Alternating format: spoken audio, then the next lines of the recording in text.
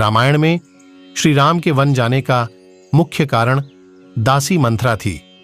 वाल्मीकि की रामायण में भी मंथरा की बहुत ही महत्वपूर्ण भूमिका बताई गई है, लेकिन यह मंथरा कौन थी जिसने दासी होते हुए भी अयोध्या नरेश के पूरे परिवार की गाथा बदल कर रख दी थी?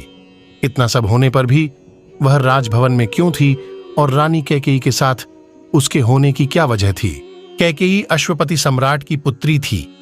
कैकेयी बहुत ही सुंदर, गुणी और वीरांगना स्त्री थी। इसीलिए वह राजा दशरथ को अपनी दोनों रानियों में सबसे ज्यादा प्रिय थी। कहा जाता है कि जब कैकेयी का विवाह राजा दशरथ से हुआ था तो दासी मंथरा मायके से उनके साथ आई थी। जानते हैं कि मंथरा को कैकेयी अपने साथ क्यों लाई थी और वह कौन थी। एक कथा के अनुसार राजा अश्वपति का एक भाई था जिसका नाम बृहदश्व था।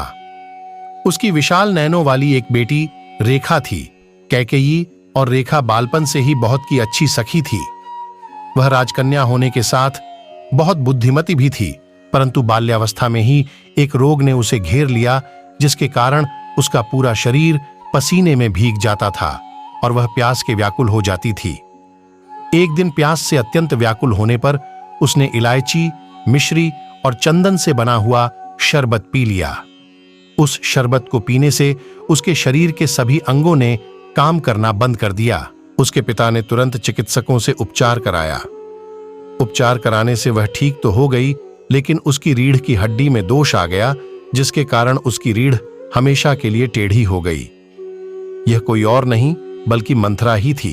अपने इसी दोष के कारण वह अविवाहित थी और कैकेयी के विवाह के समय मंथरा उनकी अंगरक्षिका बनकर आई। अयोध्या वासियों को जब पता चला कि उनके प्राणप्रिय राजकुमार राम का राज्याभिषेक होने की बजाय उन्हें 14 वर्ष के वनवास के लिए भेजा जा रहा है और इन सब के पीछे कैकेयी की दासी मंथरा का हाथ है, तो वे सब मंथरा पर कुपित हो गए। और उन कुपित अयोध्या वासियों ने श्री लोमश जी से पूछा, प्रभु, इस मंथरा का ही राम से विरोध क्यों है, जबकि पशु पक्षी, जड्डिया, चेतन, वृक्ष आदि तक हमारे राम के प्रेमी हैं? इस पर लोमश जी ने उत्तर दिया, यह मंथरा जन्मांतर में प्रहलाद की पौत्री तथा विरोचन की पुत्री थी। उस जन्म में भी इसका नाम मंथरा ही था।